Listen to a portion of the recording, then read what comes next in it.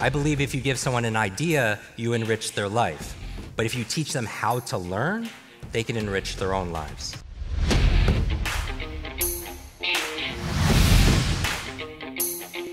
Now, the reason I wrote this book is not only the latest cognitive science on learning, accelerated learning, and performing at your best, but really it's a field-tested guide because I've seen it all.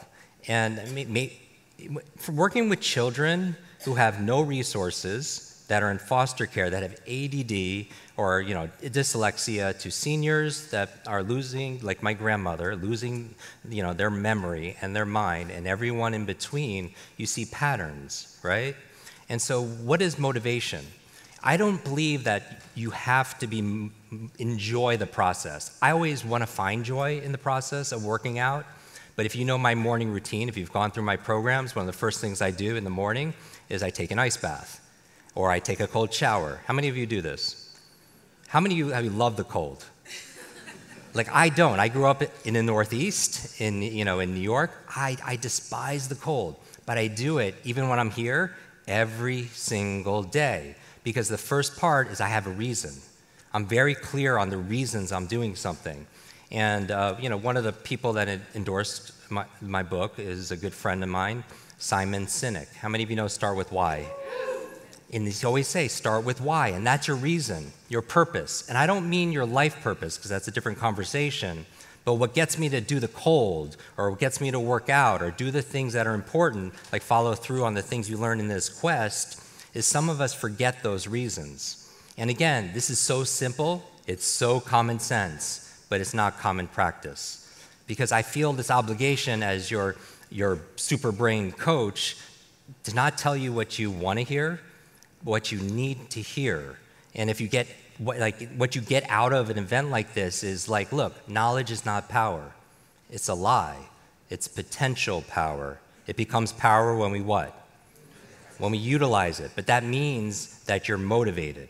Now, reasons come first. So we have a process for you asking questions and getting associated to all the benefits that come from doing these things. Like, why do you know when you work out you feel bad? No one's ever worked out and then said, oh, I wish I didn't do that, right? We know the benefits, but sometimes we forget those things. And it's not, insanity is doing what? Doing the same thing over and over again, expecting a different result. I don't think it's insanity. I think it's just a bad memory. You know what I mean? Because you're not remembering. You're dating that same kind of person because you're not remembering what happened, the pain, right? Or you're eating that poor food and you're overeating it, and it's not even food, because junk food is not a thing. It's junk, and then there's food, right? But we're still doing it because we're not remembering the pain. So it's a process for getting the reasons and plugging back into your reasons of, wow, I'm able to remember names. I'm able to be able to do this. And then associating, because otherwise we're a thermometer again. We're just reacting because the current culture outside of this room doesn't support you to thrive, right? It's not, this event is about transcending. It's about ending the trance. Ending this mass hypnosis through marketing, fear-based media that basically says you're not enough, right? Because it's in their interest for you to be that way, because it's easier for you to consume, it's easier for you to be controlled, right? But it's you stepping up, coming to an event like this, and transcending and you setting the standard, and then your behaviors come out of that. So you have your reasons first. But then I looked into it and I was like, wow, a lot of people have the reasons to do it and they even feel it. And I'm not just saying feel the good stuff, feel the bad stuff too. Because emotions are useful. Like emotions of fear could be useful if it tells you you need to prepare for something, right? That's a useful emotion. So I'm not saying squelch the emotion, but I'm saying feel the bad. Here's a question. Who's counting on you to be at your best today? Like, who's watching you all the time that you need to be able to be a good role model for? So you could go there and introduce a little bit of pain if that pain serves you to be able to level up your life, right? And you use it intelligently. So the first thing, tap into the reasons. The second reason people don't do something sustainably motivated is maybe they have the reason, but they don't have the energy. Can you relate to this? Like, you know what to do, you want to do these things, but you are exhausted. And so that's why in the book, or even in the programs, like in Superbrain, I teach you 10 very specific things you could do to unlock your mental energy, right? To jumpstart your brain, the best brain food, stress management, because stress takes up a lot, fear takes up a lot of energy, right? Sleep, optimizing your sleep. How many of you loved Dr. Bruce's presentation this morning? So energy is so key because when I look at motivation, motivation is about energy management. You know, time management is one thing, but really life should be about priority management. All right, so it's because the one thing that's equal in this room, it's not your income, it's not your connections and network, it's not your education levels. Everybody has different, right, external, but the one thing that is constant is we all have what? 24 hours in a day. And so if you imagine every single morning your bank account, you automatically, every morning when you wake up, there's extra $86,400 in there. Raise your hand if that would be awesome, if you woke up to that every single morning. And here's the thing, at midnight, whatever you didn't invest and use is gone. And that's how I look at time, right? We have 86,400 seconds in a day, and whatever you're not investing in it, into something for your happiness, for your health, for something that's gonna outlast you, then we lose it every single day. So priority management, the way I think about it is, the most important thing is to keep the most important thing the most important thing. I'll say this again. The most important thing is to keep the most important thing the most important thing. And when I'm talking about your energy is everything. And so people could sap your energy. I was having this conversation with Simon Sinek and Susan Cain, who wrote a great book called Quiet. How many of you read Quiet? It's about the power of introverts. How many of you would say you're an introvert? Look around. Well, I appreciate you coming out today. How many of you are extroverts? How many of you are not quite sure? You're like in between. They call them ambiverts. So we were talking about this concept and saying like an introvert is somebody who wakes up with 5 golden coins, and they're energy coins. And then an introvert, every time they interact with someone during the day, they give up one of their coins. Until after a few people, then there's like, okay, I gotta recharge, and you know what I mean? Extroverts, on the opposite side, they wake up with no gold coins, and they're constantly want to interact with people because they get coins, right? And they get energy. And so the idea here is energy management, and so these 10 keys in Superbrain, in the book, or just see it online, the 10 keys, some of the keys besides food and nutritional supplementation, stress management, sleep, are a positive peer group. We all need people in our life that encourage us. We all need people in life that challenge us. We all need people in life that cheerlead for us, that help encourage us, that give us courage, right? How many of you found that person know that person in your life? And if you haven't found that person, be that person. Be that person for somebody else. Especially be that person for yourself. I think in this culture it's so important that we fall in love with the person in the mirror who has been through so much but is still standing. Yes, yes. Yes, yes. And part of self-care and self-love, tactically, is remembering when you say yes to somebody or something, you're not saying no to who? To yourself. That sometimes the way to become limitless is setting some boundaries and borders on your time, on your energy, on some of your emotions, because you can only give what you have, right? And so I call everybody here a grow giver, because you grow so you have more to give. And that's nature. Everything in life grows, and everything in nature has to be able to give back into the big system, right? But coming back to motivation, the keys are, if you want to get yourself to do something, you haven't yet done it, come up with the reasons first. Feel it. Allow yourself to feel it, even if it's painful, because it gets you to move. And then secondly, give yourself energy, because if you don't have the energy to do that, you're not going to do a thing. And then I said, is this it? Is this the magic formula for motivation? Having a reason and having energy. And I said, does this work in 100% of the cases? And I was like, no, it doesn't. Because if the thing that you're not motivated to do is either too big or unclear, you're not going to take action. Does that make sense?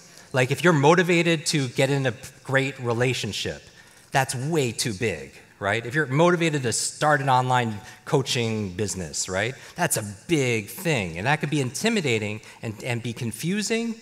And the goal, though, is to take it into a small, simple step by asking yourself one question. What is the smallest action I could take right now that will give me progress towards this goal? The smallest action where I cannot fail. And how it comes back to energy is it requires very little effort and very little energy. And it helps piggyback on a principle of memory called the Zeigarnik effect. The Zeigarnik effect, there's a psychologist, her name was Zeigarnik, and she was in a cafe in Europe, and she noticed that the waitstaff would remember everyone's order until the order was delivered. And as soon as it was delivered, it's kind of like, have you ever taken a test, like you crammed the night before? You didn't study using any of these techniques, you just crammed it in your mind, and the next morning, nobody could talk to you because you don't want anything to fall out. And you can't wait to take the test, and as soon as you take the test, what happens to the information? It's gone. The mind doesn't like to have open loops. And so the waitstaff, what she realized, would remember all the orders because it was an open loop. That's why, you know, these video streaming shows, right, they get you to binge watch because they open a big loop right before the show ends. And so you're like, just one more tonight. Just one more, just one more. One more video, right? One more, just one. And then it's like 3 o'clock in the morning, and then you aren't doing anything that Dr. Bruce talked about in terms of your sleep, right? But it's meant to mentally hijack you, like fear does, right? And so the goal here to be motivated constantly, not in a hypey jump on chairs kind of way, is tap into your reason to do that task. Make sure you have ample energy using good just lifestyle, biohacking, whatever gives you the energy, the food, the stress management, so on. And then finally, break that into something so small you can't fail. Because little by little, a little becomes a lot.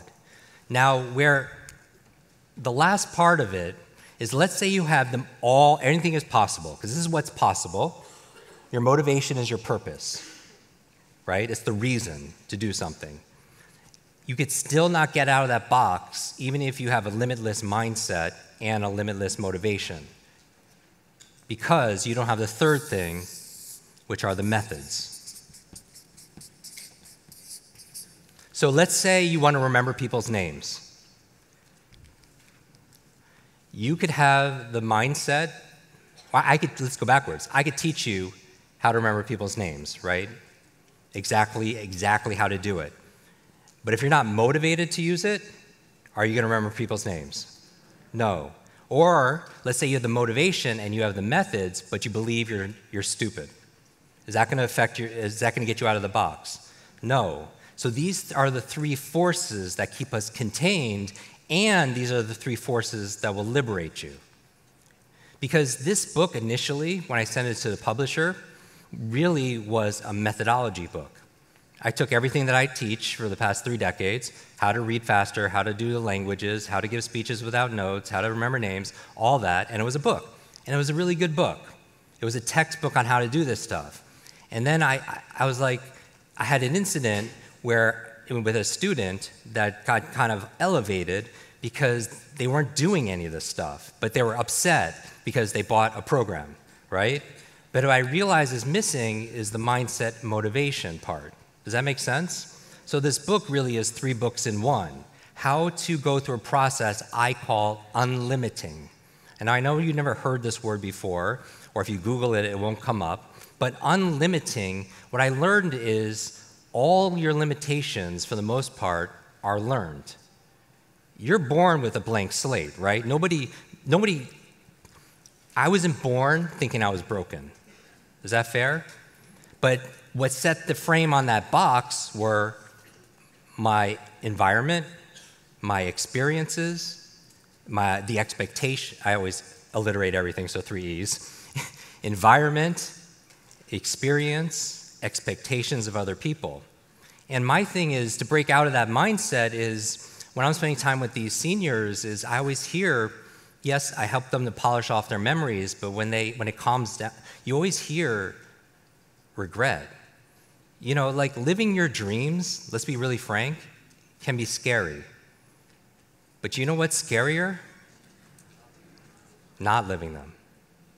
And so tomorrow we know is not guaranteed. So my thing is, why aren't we running towards our dreams like we're on fire?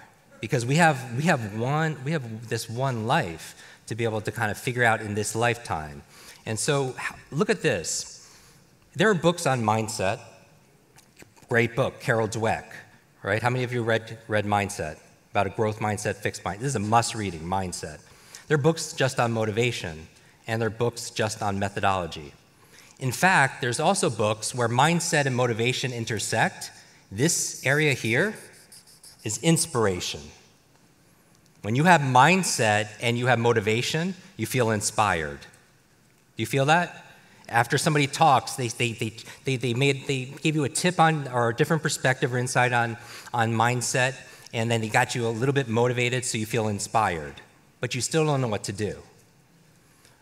Where mindset and methods intersect, this area, mindset, anything is possible, and you know what to do, this area is called ideation.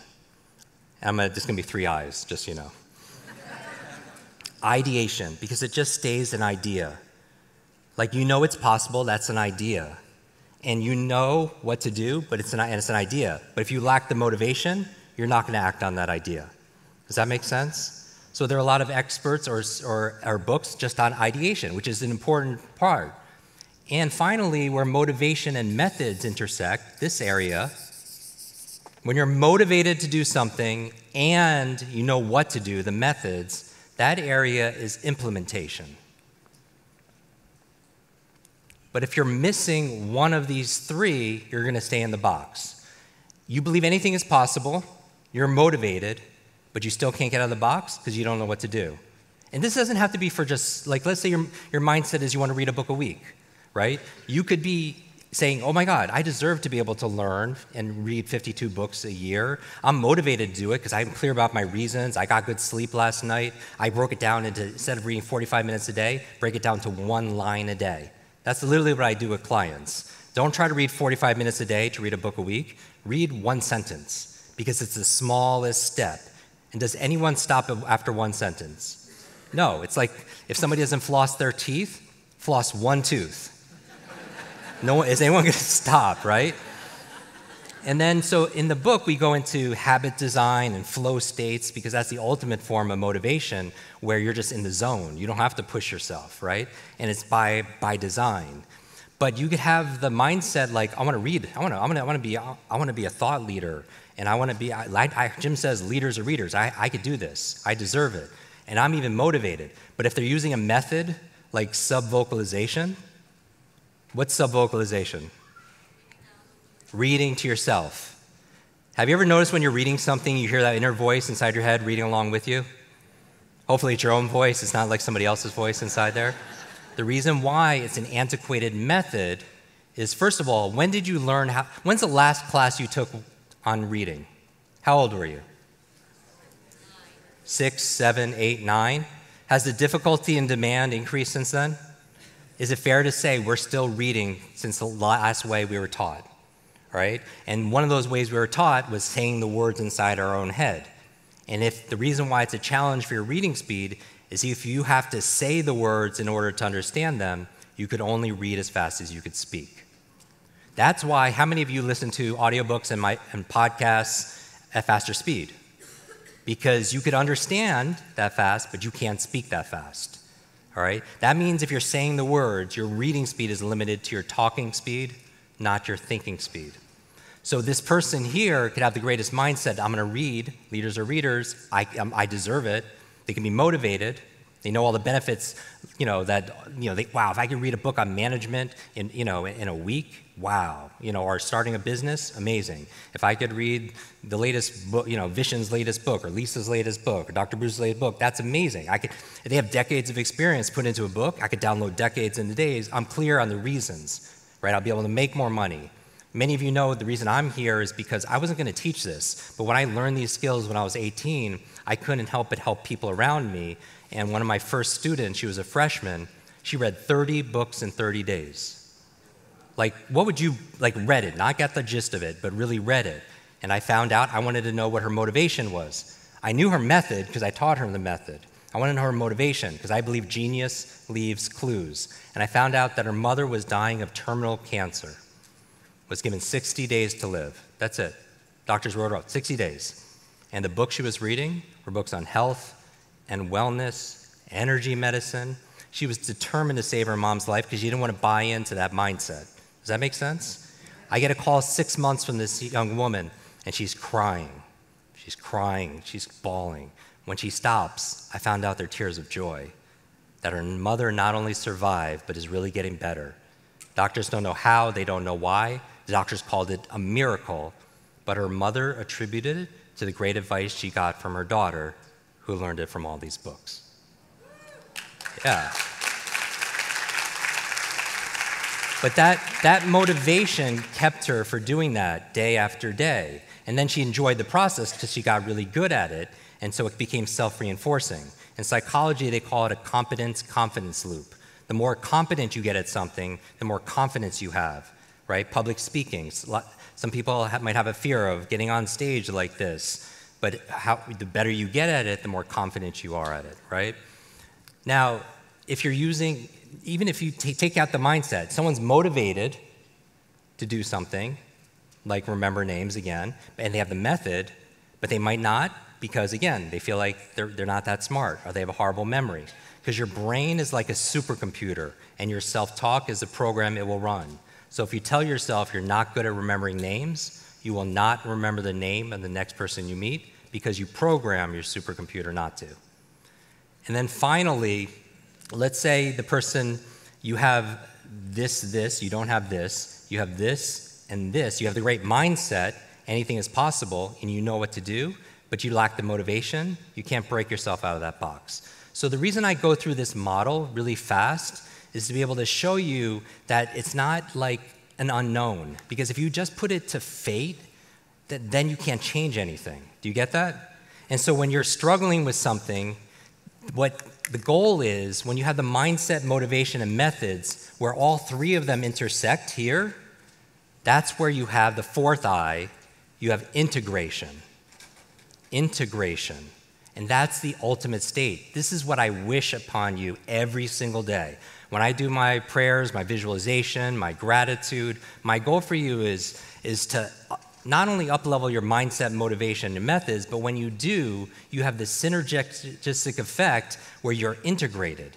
It's just who you are. You are this limitless being. So think about your health, your wellness, your relationships, and then map it in here. And what it does is it removes judgment, self-judgment on yourself. Like you're hard on yourself. Like, why is it what I was doing as a kid, right? Like saying it was just me. Like, is there something wrong with me? As opposed to saying, what are my current beliefs? What do I believe that I deserve? Where's my motivation? Why am I self-sabotaging or procrastinating? Maybe I don't have my clear reasons. My reasons were on that list. The dream list, all the things I wanted to do for my parents. Now my motivation, after learning all this stuff, is a lot different because my motivation now is because I struggled all the time, is to build better, brighter brains. That's my motivation. That's my purpose. Like your purpose is what lights, your passion is what lights you up. Learning now lights me up. It never did before, but learning lights me up. That's my passion. My purpose is taking that passion to light other people up. Is showing people how to learn so they can light themselves up, right? I believe if you give someone an idea, you enrich their life. But if you teach them how to learn, they can enrich their own lives and the lives of the people around them. So this framework also is an explanatory schema for why there's a gap between where you are and where you want to be, and it's a way to role model people who are where you want to be or have what you want to have. Because you could just go and talk to them and uncover, become a detective, and try and figure out asking questions about their mindset, about what motivates them, what are they doing for energy, what are the small, simple steps, what are the methodologies, which are the larger steps, right, the actual process in here. But in between here, you have the limitless state. Now, I want to find, how many people feel like this is useful, by the way? Because my goal here is to get to the source of why aren't you living the way you desire and you deserve?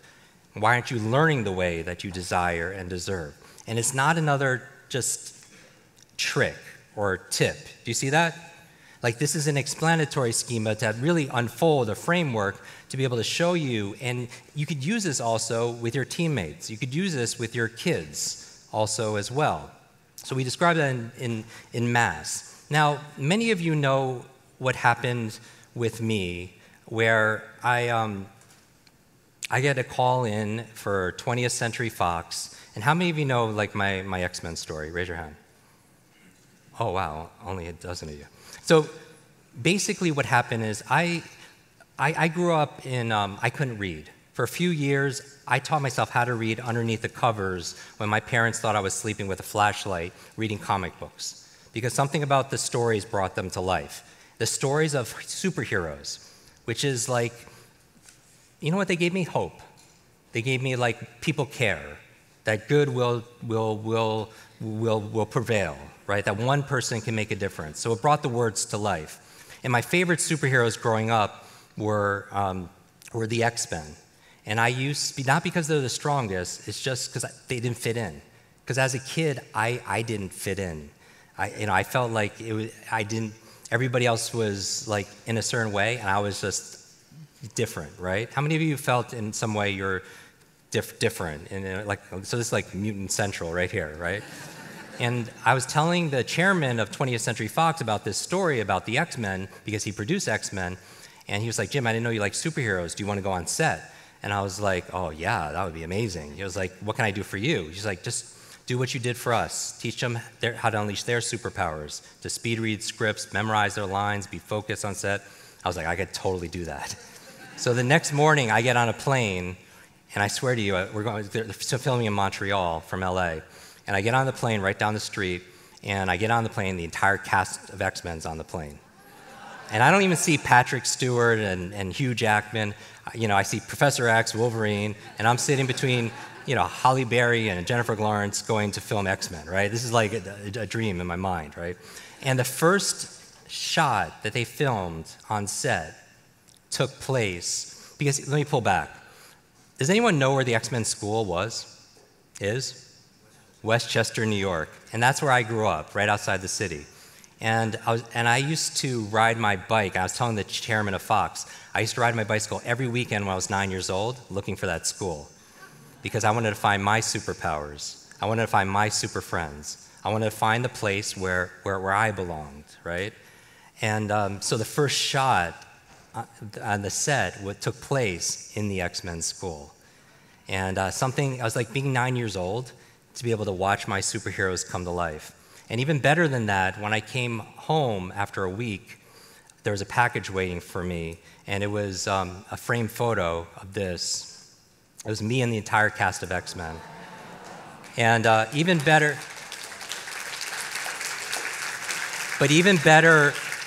than that was the note in there from the chairman of the studio. He said, Jim, thank you so much for sharing your superpowers with all of us. I know since you were a child, you've been searching for your superhero school. Here's your class photo. And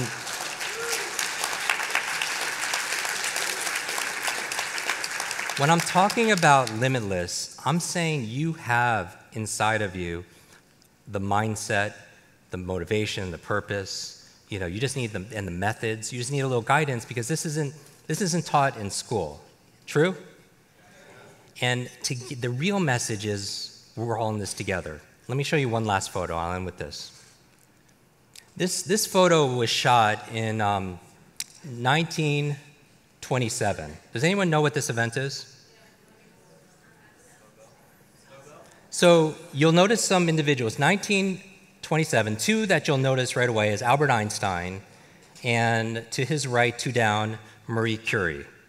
Now in this event, in this gathering of scientists, there are 29 of them, I think, there, and 17 are Nobel Prize winners. I mean, this was a conference that really changed back in 1927, that changed the course of history, like the genius that came out of that. Because here's what people don't know. And by the way, props to Marie Curie, who's the only female there. She's the only one that has 2 Nobel Prizes, and in 2 different disciplines, chemistry and physics. So amazing, right? But what had happened here is this, these people, who a lot of them were not super known, getting together in 1927 to share ideas, to bond with each other, to be able to collaborate with each other. Most of those 17 Nobel Prizes came after this event, right? And so just imagine this. We're talking about class photos, the XMen, or this gathering here. This gathering changed the world. And what I was opened with here is that, yes, you could learn to be faster and smarter, but we could do it together. So what I would love to do, and I know they're not going to like this because this is not planned, how many of you would be willing to come on stage and shoot this photograph right now? So that way you could come back and look at this photo a year from now or 2 years from now, and then because the world changed because of this gathering here. How many people are up for that? All right. And Mia's like, you did not. She's like, and I know I didn't approve this with any Mindvalley staff, but I need this photo because I need you as proof that you were here and that you showed up. And because you showed up and were here, because most people don't show up, you were here and greatness came out of this historically. All right? Can we come on stage? That's amazing, dude. Thanks, man. Is Whitney or somebody here that could take this photograph? Yeah, crew. What's that? All right.